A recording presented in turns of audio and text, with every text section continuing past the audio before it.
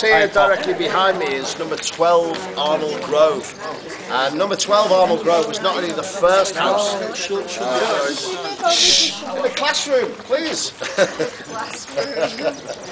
Number 12 Arnold Grove was not only the first house that George Harrison lived in, it was also his birthplace as well. Bye guys, see you. Bye guys. Thank you very much. This was the place where George was born on the 25th of February 1943, or was it the 24th of February 1943? We don't really know, we never know, we'll know for definite I guess. But that made George the youngest of the four Beatles, and his age caused him a few problems, especially in times of trying to get into the band. Because when George was introduced to John by Paul, he was still only 14 years of age, and John, almost 3 years older than him, really looked upon him as being a young boy. He was quite embarrassed really in many ways to have him hanging around night after night, guitar in hand, trying to get a place in his band. But clearly George was very talented and obviously very persistent, and eventually John relented and he allowed him into the group, and he played for the first time with the Quarrymen on the 6th of February 1958. So he was still only 14 years of age when he started playing with the group. Now when George was born in this house, he became the youngest of 4 children. He had 2 older brothers and an elder sister. So with mum and dad, there were 6 people living in this fairly modest 2-bedroomed house, which they rented from the local council. Most people did rent their houses at the time, that was fairly common. But the Harrisons had known for some years that they had an expanding family, and so they'd applied to the council for a larger house. Well, after 17 years on the waiting list, they were eventually allocated a larger council house in the Speak district of Liverpool, close to the airport, about 3-4 miles away from where we are now.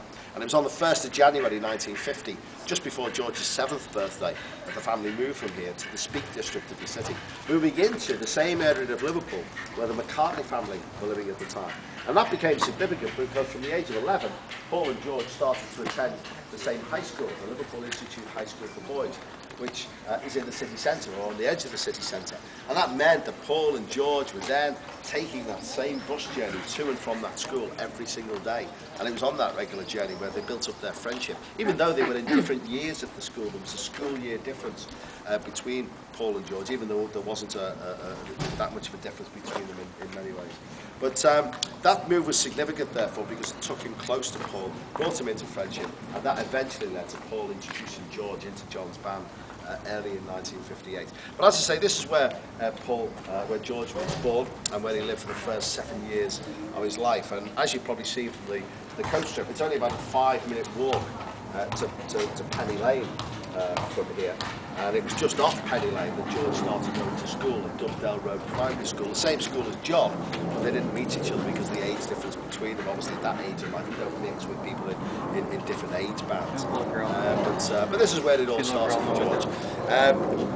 Just in case anyone's wondering, because obviously you're all from the US, but you'll have noticed at John's house that there is a large blue plaque on the side of the house, but there isn't anywhere else. No other houses have them, including George's. There are very strict rules about blue plaques in Great Britain. One of them is you have to be dead 20 years to have one.